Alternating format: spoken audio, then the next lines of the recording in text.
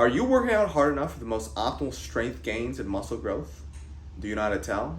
Well, stick around to the end of the video where we're going to discuss how hard you should be training and how to do it.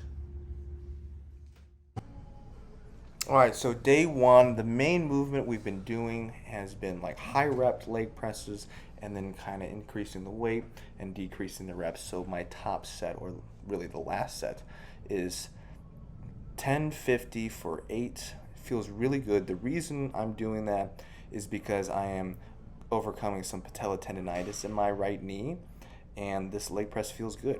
The squats sometimes bother it, so I'm doing leg presses and Bulgarian split squats.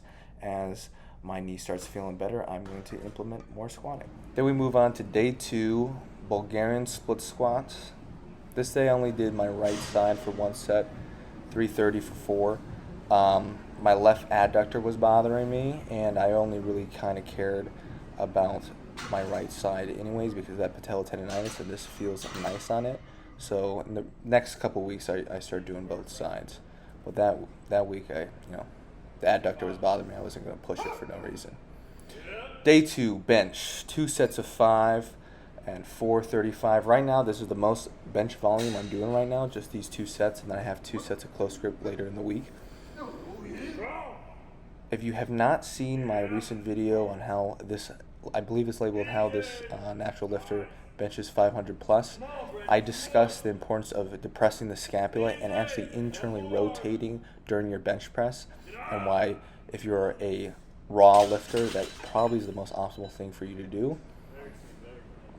And then we move on to day 2, 3 sets of 3, 370 incline press. Been working on the shoulders, upper chest, and the triceps. The incline press really transfers over to the mid-range of your bench press, and that is where that's where my sticking point is. That's where I have the most amount of trouble. And then I get like back movements in probably every day of the week. Maybe 1 or 2 days I don't. But today was a dumbbell seal row, 4 sets of 7 135s. I really like this variation just because I can just focus on the lats, the upper back, and rowing it up and not needing to overstress my lower back like you would with a bent over row or a pendling row. And then to finish day 2, we got a lying dix press.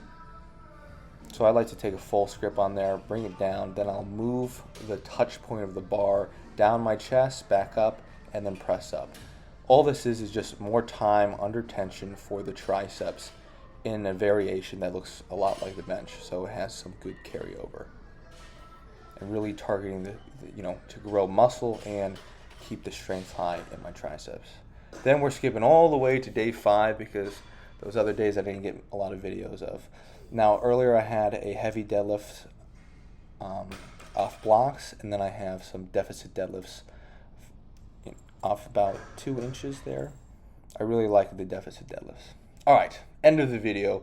Now we are going to explain what I mean when we're talking about are you training hard enough.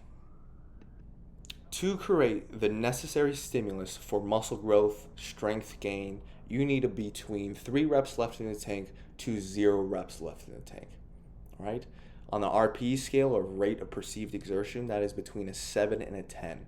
Anytime you're going lower than that, it should be a deload. Or basically, you've trained so hard, you need a little bit extra rest, so you do a deload week, maybe at an RPE of 5 or a 6. But I see some of these guys in the gym training with about, 5 to 10 reps left in the tank. That is not enough to stimulate the necessary growth. Now, if you're having a hard time telling whether or not you're training hard enough, you should be working with a coach like myself.